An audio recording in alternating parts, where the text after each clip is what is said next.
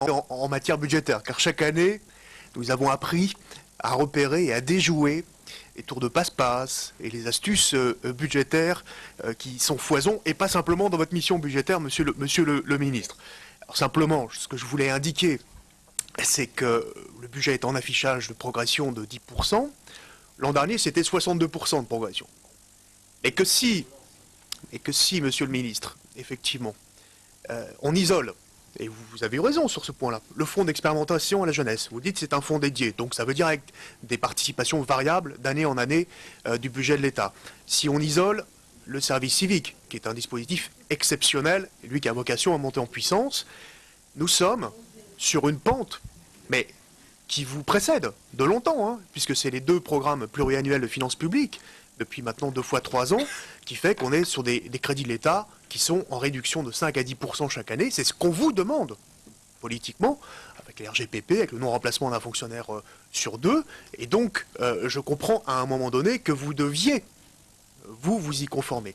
Mais si on prend les chiffres, effectivement, entre 2008 et 2010, c'est dans les rapports, hein, moins 24%, et entre 2010 et 2013, moins 25% de vos crédits jeunesse et vie associative. Donc au final, on sera au bout de 6 ans à moins 50%. Donc on voit bien que le désengagement de l'État, il est quand même profond et qu'il va avoir, et qu'il a déjà des conséquences sur le terrain de la vie associative. Et cette année, que ce soit pour les associations au niveau national, moins 10%, et plus grave encore, ce qui se passe pour le soutien aux actions locales, moins 42%, il va y avoir une fragilisation du secteur associatif qui est incontestable. Alors, vous dites on a sanctuarisé les CPO, les contrats pluriannuels d'objectifs, avec les têtes de réseau. Oui, mais vous dites on veut avoir une discussion globale avec les collectivités locales, ce qui est normal, et les associations.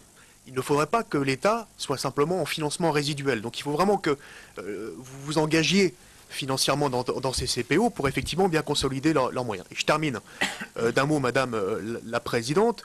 Je crois que Bernard Lesterlin reviendra sur le service civique et la montée en puissance. Vous avez dit que la pente serait un peu plus longue que prévu, donc vous nous donnerez des indications. Mais sur les moyens humains de votre ministère, Monsieur le Ministre, puisque Madame Bachelot, mercredi dernier, nous a indiqué, je ne sais pas si c'était pour l'ensemble de la mission sport, jeunesse et vie associative, ou simplement sur le sport, mais 418 emplois ETP à temps plein en moins sur le budget, ce qui est quand même un chiffre qui double par rapport à l'an dernier.